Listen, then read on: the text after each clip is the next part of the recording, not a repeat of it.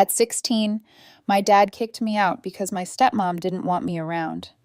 Years later, he showed up wanting to be a grandfather. I was ready to shut him down until he admitted something that left everyone shocked. Hey, Reddit. Figured I'd finally share this because it's been sitting heavy on me for years. It's about my dad, his new wife, and how everything went downhill after my mom passed. It's not some quick drama. It's the kind of thing that shaped who I am today. Took me a long time to even process it, but writing it out feels like the only way to make sense of it all and get it off my chest. When I was 15, my whole world flipped. My mom died from cancer after fighting it for 2 years. She was tough as nails, but the disease just kept chewing her down until there wasn't much left of her. Watching that happen to the person who basically built your whole life, it changes you. I was still just a kid, and suddenly everything felt empty. For a while after the funeral, it was just me and Dad trying to survive. We weren't good at it. He'd order pizza 3 nights in a row. Laundry piled up until we were both wearing our same wrinkled hoodies to school and work. Some nights we'd just sit on the couch eating cold leftovers, watching whatever old movie Mom used to love. It wasn't happy, but it was at least ours. It felt like me and Dad against the world. That lasted maybe 6 months before Dad met Lucy. At first, I wasn't mad about it. I knew he was lonely, and honestly, part of me thought maybe it would be good for him. Mom always told me Dad wasn't great at being alone, and I figured if he found someone, maybe he'd smile again. And that's what I wanted, right? To see him smile. Lucy looked like the type of woman who'd be in magazines. Perfect hair, makeup always on point, expensive-looking outfits that didn't belong in our middle-ass neighborhood. She had this laugh that Dad ate up like candy. Around him, she was sweet. She'd ask about my grades, smile at me, even bring me cookies once like she was trying to play cool stepmom.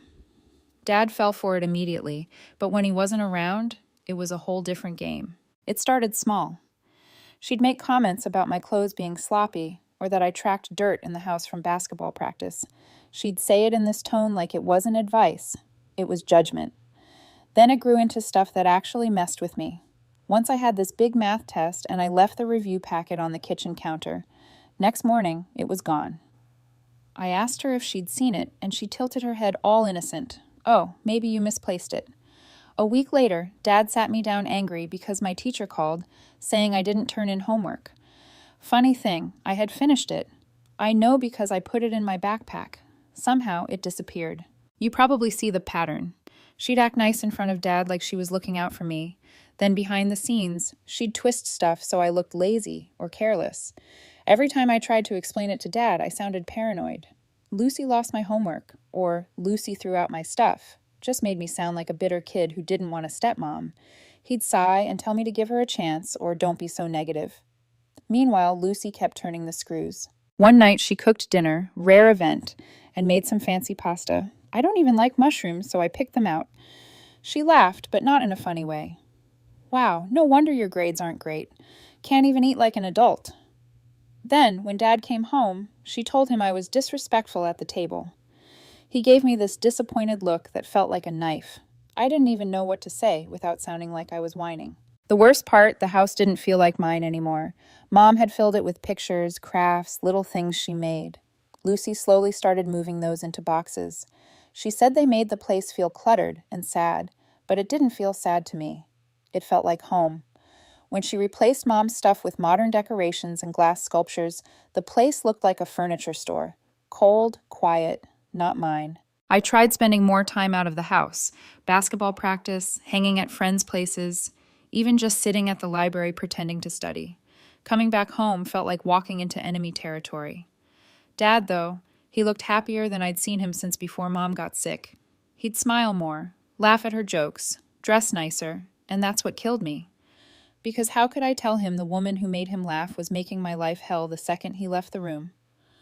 I didn't want to be the jealous kid who couldn't handle her dad dating again, so I kept it inside. But keeping it inside was like letting her win. Every time she caught me alone, I could feel her smirk, like she knew she had me trapped, like she knew I couldn't prove anything. The one thing that kept me going was remembering Mom.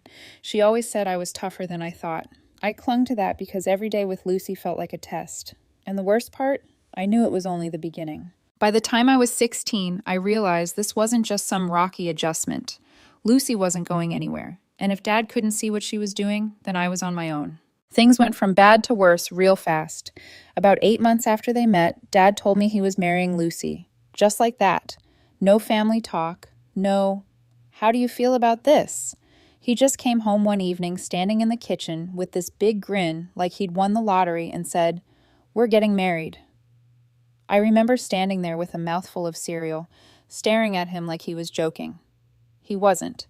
I didn't even find out when or where until my aunt called, asking if I needed a ride to the ceremony. She'd gotten her invite in the mail. That's how much I mattered in the whole thing.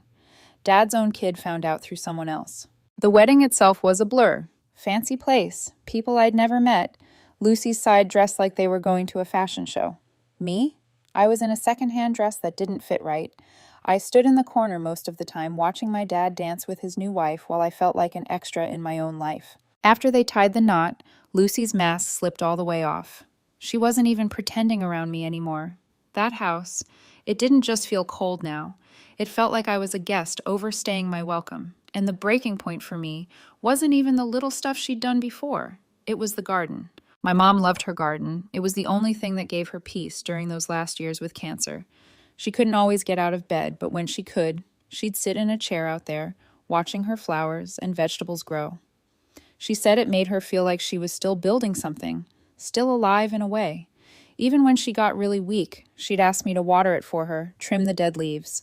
It was the last piece of her that still felt alive after she passed. One afternoon, I came home from school and saw Lucy out there with gloves on, pulling plants out by the roots and tossing them into black trash bags. The flower beds were half emptied, soil scattered everywhere like a crime scene. My chest locked up. I dropped my backpack on the driveway and stormed over. "What the hell are you doing?" I snapped. My voice cracked, and I didn't care. Lucy looked up like she was annoyed I interrupted her chore. "This garden attracts insects," she said flatly. "It needs to be gone." That was it. No apology, no explanation, just cold dismissal like it was trash. I felt my face heat up. This was Mom's. It was the only thing she cared about when she was sick. And you're just ripping it out like it's weeds. Who the hell do you think you are? She didn't flinch, didn't even blink, just shrugged and went back to pulling up flowers like I was some annoying kid having a tantrum. Something in me broke right there. I'd put up with her snide comments, her fake smiles, the way she twisted things when Dad wasn't home. But this, destroying the one place that still felt like Mom was near, I couldn't hold back. I started yelling, my words tumbling out so fast I barely knew what I was saying. I called her selfish, cruel, heartless, everything I'd been bottling up. Then, right in the middle of my explosion, Dad came outside. "What's going on out here?" he barked. Before I could get a word out, Lucy dropped her gloves dramatically and held her hands up like she was the victim of a robbery. "She's been screaming at me for no reason. I was just cleaning up the yard, and she started attacking me." Her voice even cracked like she was about to cry. I spun to Dad, desperate for him to believe me. "That's not what happened. She's ripping out Mom's garden. The one Mom—" Slap! I didn't even see his hand coming. My cheek burned, and for a second, all I could hear was the ringing in my ears. Dad had never hit me before, not once. I just stood there frozen, staring at him. "She's your stepmother now," he snapped. "You will not disrespect her in this house." My throat closed up. I wanted to scream, to tell him everything. How she'd been sabotaging me for months. How she wasn't who he thought she was, but standing there with my cheek stinging and Lucy giving me that smug little smirk behind his back, I knew it didn't matter. He wasn't going to listen. He'd already chosen his side. So I didn't fight. I picked up my backpack, walked past both of them, and went to my room. I shut the door, sat on the bed, and stared at my wall until it was dark outside. That was the night I realized I'd lost my dad for real. Not to death like Mom, but to a woman who knew exactly how to play him. And me? I decided right then that trying to prove myself in that house was a lost cause, so I buried my head in school and sports, counting the days until I could get out. The only thing keeping me sane was the idea of college. Mom and I had mapped it out. Community college for 2 years while living at home, then transfer to State University to finish my degree. She wanted me to have a shot at something better than just scraping by. That plan was my anchor. When I got my acceptance letter, it felt like I finally had something solid. Partial scholarship. It didn't cover everything, but with Mom's college savings and staying at home, it would have worked. I remember holding that letter like it was a golden ticket. I even showed it to Dad, and for a second, I swear I saw pride flicker in his eyes. But Lucy was standing behind him, and the moment he looked at her, that flicker went out. Couple weeks later, I went to check the savings account Mom had set up for me. It was a custodial account. She managed it while she was alive, but after she passed, Dad still had legal access. Balance, 0. At first, I thought maybe I clicked the wrong account. I double-checked. Nothing. I confronted Dad that night. The screen still pulled up on my laptop. "Where's Mom's savings?" I asked. He didn't even look guilty. He just sighed like I was being dramatic. "We had to use it. The house needed work. Lucy wanted to make this place livable." Livable. He'd blown my mom's last gift to me on new furniture, fancy curtains, and God knows what else. I saw red. That money was for college. Mom saved that for me. "Don't start," he cut me off. "You'll figure it out. Loans, jobs, whatever. Everyone does." I just stared at him, stunned. The man who used to brag to my mom's friends about how smart I was, how I'd be the first to go to university in the family, had just told me to figure it out like I was a stranger asking for cash. Still, I held on to the plan. Even without the savings, I thought maybe I could scrape by if I stayed home. But Lucy had other ideas. The night it blew up is burned into my brain. We were sitting at the dinner table, me, Dad, and Lucy. I mentioned my acceptance, said I'd be living at home while I finished the first 2 years, just like Mom and I planned. Lucy dropped her fork like I'd insulted her.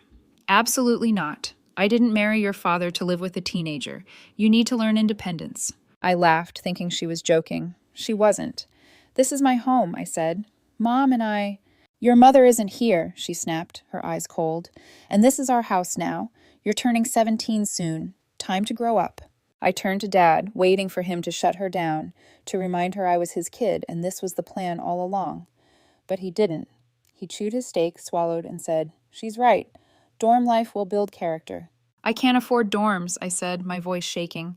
"The scholarship only covers tuition. Room and board is more than I make at my job. How the hell am I supposed to—" Lucy waved her hand like I was boring her. "Get a better job. Take out loans. That's what adults do. Stop expecting handouts." That night, I called Uncle Terry, my mom's brother. He ran a small garage and had always been straight with me.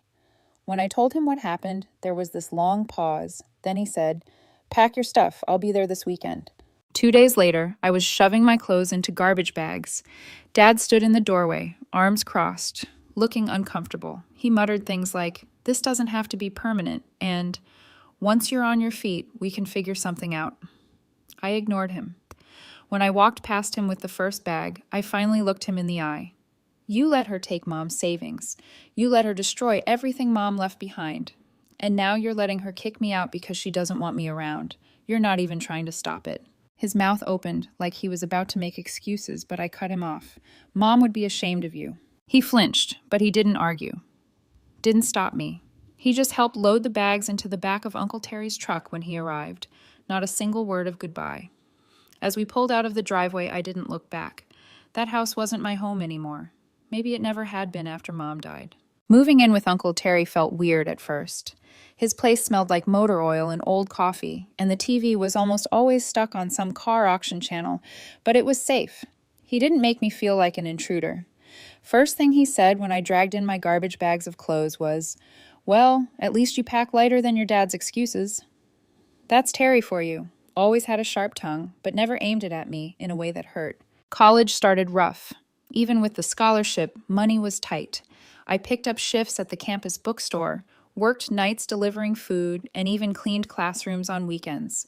Half my life was textbooks, and the other half was crappy uniforms. I barely slept. There were nights I thought, maybe Lucy was right. Maybe I can't handle this. Then I'd hear Terry's voice in my head. "Your dad managed to screw up with 2 incomes. You're already beating him by just showing up." After that first semester commuting from Terry's, I realized it wasn't sustainable. The drive killed my study time. So, I moved into the cheapest dorms on campus, hoping it would save my sanity. Instead, it just drained my wallet faster. Tuition was covered, but the housing costs stacked up until 1 month later. I came up short and got a warning from the dorm office. Pay or get out. I sat in that tiny room staring at the letter, panic clawing at my stomach. I called Terry. I hated asking for help, but I had no choice. He didn't even let me finish explaining. "How much?" he asked. I told him. "All right," he said. "I'll wire it tonight. And don't you dare feel bad about it. Think of it as me investing and not letting you turn out like your dad." Sophomore year is when things finally started to shift. I was good at coding, better than I thought I'd be. I switched my major to software engineering, and for the first time actually felt like I was building a future instead of just trying not to drown. That's also when I met Liam, statistics class. He always sat near the front with organized notes like he was running a playbook. I was in the back row, half asleep, trying to survive. One day I forgot my calculator, and he slid his across the table without even looking at me. Just whispered, "Don't forget to clear it."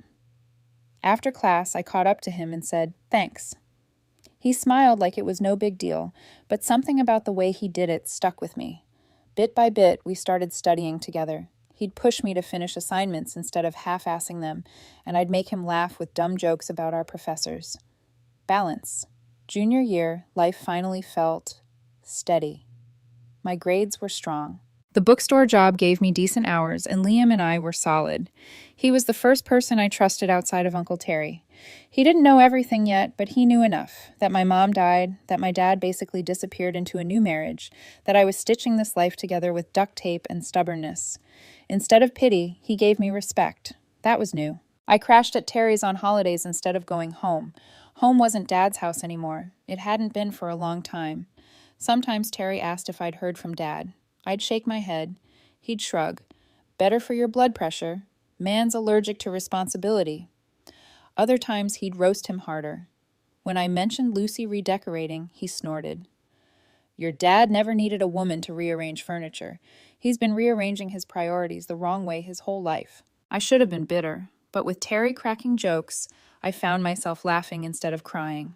He pulled the sting out and replaced it with sarcasm. Maybe that's why I survived those years instead of crumbling. Looking back, I don't know how I managed it all.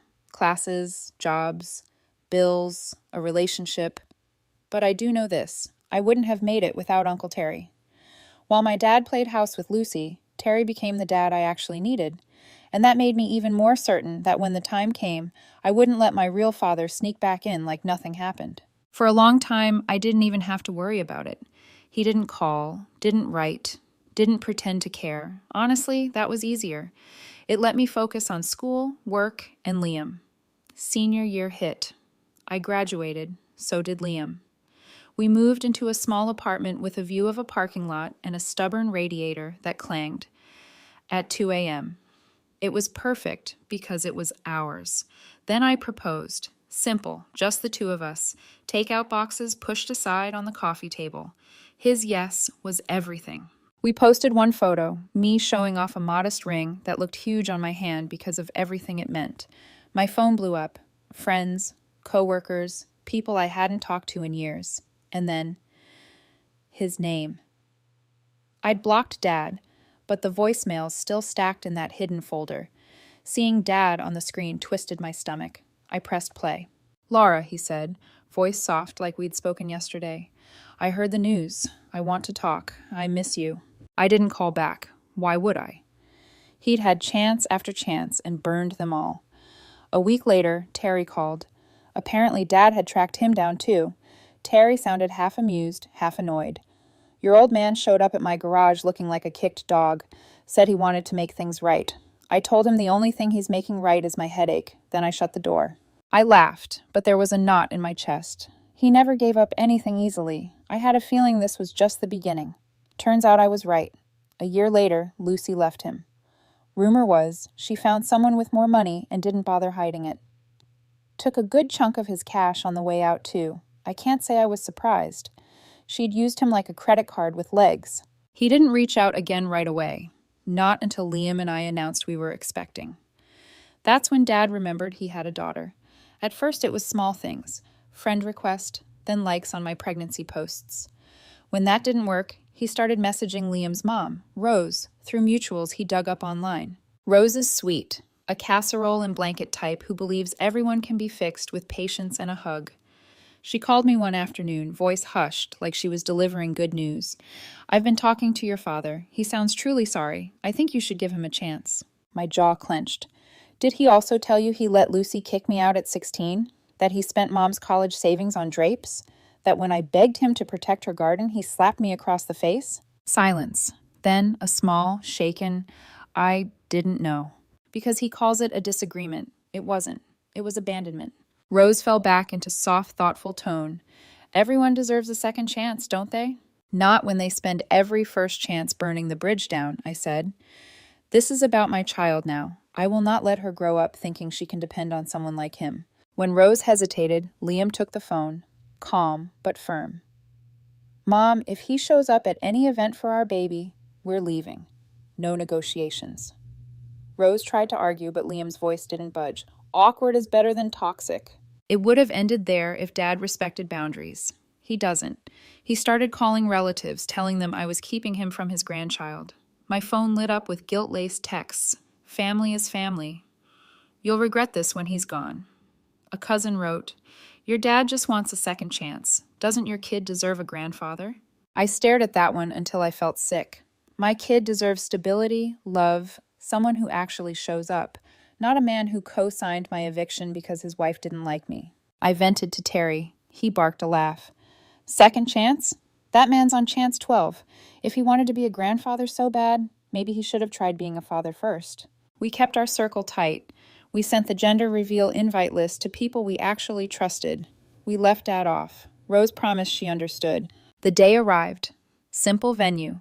Pink and blue balloons, cupcakes, the whole glow. Liam's hand never left mine. Terry floated around cracking jokes and stealing mini quiches.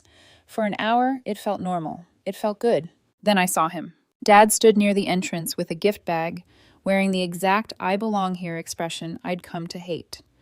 Rose hovered beside him, wringing her hands like she already knew she'd messed up. My stomach dropped. I walked straight over. You need to leave, I said, low, calm. This wasn't going to become a scene. He shook his head. Not this time. I've missed too much already. I'm not missing this. I could feel eyes shifting our way. Liam stepped up on my right. Not blocking, just there, like a wall I didn't have to build myself. Sir, he said evenly, this is Laura's boundary. Respect it. Dad clutched the bag tighter, hands shaking. I have cancer, he blurted. The room went hushed. I felt heat rise in my face. Don't, I snapped. Don't use that to guilt me. I'm not lying, he said, fumbling with the bag. He pulled out a folder, printed lab reports, scans, dates. He shoved them toward me with trembling fingers. Stage 4. They told me I don't have much time. I came because I didn't want my last chance with you to be me standing outside your life. I didn't want to look, didn't want to give him the satisfaction of a crack in my armor. Terry stepped in, took the folder, flipped through. The jokes dropped off his face. He closed it, handed it back. It's real, he said quietly. My chest caved in. All those words I'd rehearsed for years, the righteous anger, the speech about choices, jammed behind my teeth. Dad sank into a chair by the door, shoulders bowing like someone let the air out of him. I screwed up, he said, voice ragged. I let Lucy run everything. I let her push you out, and I was too much of a coward to fight her. I thought I had time to fix it. I don't. I don't want to die knowing I never tried. The echo of die hung between the balloons. Liam's hand found the middle of my back, slow, steady. I knelt until I was eye level with Dad. I don't forgive you, I said. My voice was steady. You chose her over me. You spent Mom's savings like it meant nothing. You slapped me when I begged you to keep her garden. You left me to figure out college and rent and life alone. That doesn't vanish because you're sick. He nodded, tears running. I know. I don't expect forgiveness. He swallowed. I want a chance to be here, to try, even if it's small. I stared at the floor, at the scuffed line where the cartwheels had scraped the hall. Then I looked at Liam. He didn't tell me what to do. He just held my gaze and let me decide. I'll help, I said finally. I'll drive you to appointments. I'll sit with you during infusions. I'll make sure you're not alone. But don't mistake that for forgetting. I will never forget. His face crumpled. Thank you, he whispered. Terry clapped my shoulder. Better than he deserves, he muttered. You're your mother's girl. We still popped the balloon. Pink confetti rained down. Cheers rose and stuck in the ceiling tiles. People smiled the soft kind of smile, the one that knows joy and sorrow sometimes sit at the same table. Liam kissed my forehead. Our girl, he said, and for a second the noise faded, and it was just us and a future I'd bled for. After the party, while we cleaned frosting smears and swept confetti, Liam asked if I was okay. I told him the truth. I don't know. Part of me was devastated. Part of me was furious. Part of me felt guilty for even letting him back in.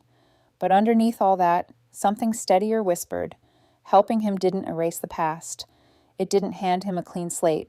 What it did was put the ending in my hands. Weeks blurred into schedules. Oncology consults, rides, insurance calls. Liam came to the hard ones, sat beside me while I listened to words that had once gutted our family. Metastasis, palliative, options. When Dad's hands trembled, Liam passed the water. When the nurse asked about next of kin, he glanced at me like the answer had already been decided. When we left, he buckled me into the passenger seat and drove without asking where, just letting the road cool my head. Dad tried to apologize between appointments, these small, clumsy attempts to patch holes that went to the foundation. I didn't make it easy. I didn't make it impossible. I let the truth sit between us, a third chair we both had to stare at. When our daughter is old enough to understand, I'll tell her the truth. I'll tell her her mom learned the hard way that love is showing up every time. That blood doesn't excuse a broken boundary. That a man named Liam stood beside her mom when the past tried to climb back through the window. And that even when the story got messy, we chose to write the ending ourselves. Dad's treatment started right as Liam and I were setting up the nursery. I'd paint one night, sit in waiting rooms the next. The contrast made my head spin. Pink walls, stuffed animals, then antiseptic chairs, and the sound of IV pumps. Liam never let me do it alone. When I got too tired to drive, he took the wheel. When the oncologist's words started blending into white noise, he'd squeeze my hand so I'd refocus. Dad would try to joke during chemo. Old, awkward, remember when stories, like he thought nostalgia could fix the cracks. I'd nod, sometimes even smile, but I never let him forget the distance between us. He was a patient in my car, not a father in my heart. Uncle Terry stayed blunt. "You're doing more for him than he ever did for you," he'd say, shaking his head. But then his voice softened. "Your mom would be proud. Not of him, of you, for breaking the cycle." When our daughter was born, the hospital room felt like another world. I held her, tiny and furious at the cold air, and for the first time in years, the weight on my chest lifted. Liam kissed me, whispered, "She's perfect." Terry barged in later with flowers and a stuffed wrench for when she starts fixing all the messes we leave behind. Even through the exhaustion, I laughed. Dad wasn't there. I hadn't invited him. But a week later, after we brought her home, he asked if he could meet her. Liam and I argued about it quietly in the kitchen. He said he'd back me up no matter what.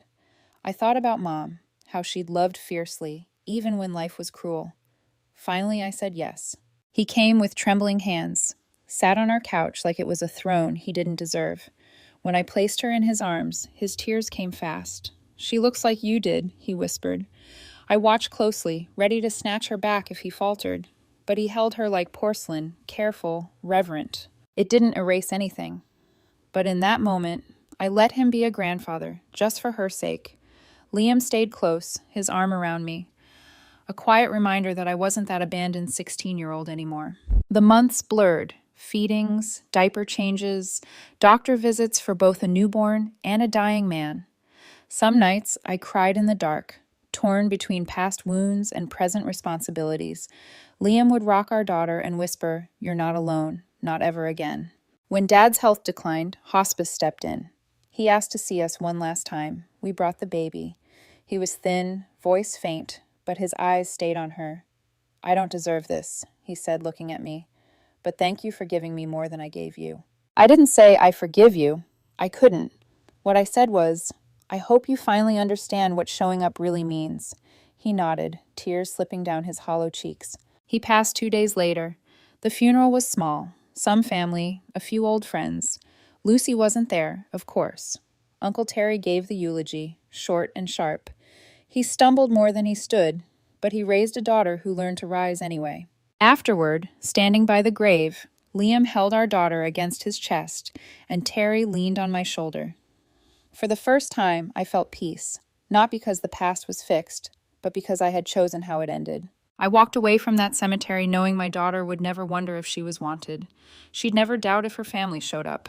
She'd grow up with a mom who fought for her, an uncle who cheered for her, and a father who never left her side. And that was the family worth keeping. Life after the funeral was quieter, but not simple. Grief has a way of sneaking in at odd times. Some mornings I'd be feeding my daughter and think of Mom, wondering if she'd be proud of how I'd held on.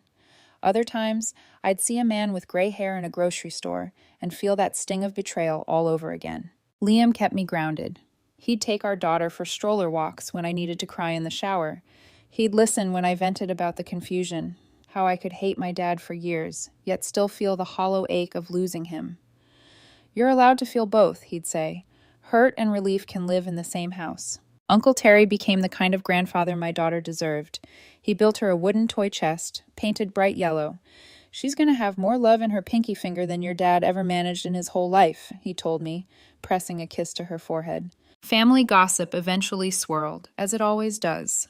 Some relatives whispered that I'd been too hard on Dad at the end. Others said I was too soft for letting him back in at all. For once, I didn't care. I hadn't made my choices for them. I'd made them for me, for Liam, for our daughter. One night, months later, I sat on the porch with Liam. The baby monitor buzzed softly beside us, the night air warm. He looked at me and said, "You broke the cycle, Laura. That's bigger than anything else." I thought of Mom, of her garden Lucy tore apart. I thought of Dad, who let it happen. And then I thought of my daughter, sleeping safe in her crib, her whole future still untouched. "Yeah," I whispered, leaning against him. "It ends with me." Because in the end, Dad's story wasn't mine to carry anymore. I'd chosen my own family, built on loyalty, love, and showing up every single time. And that's the only legacy I want my daughter to inherit.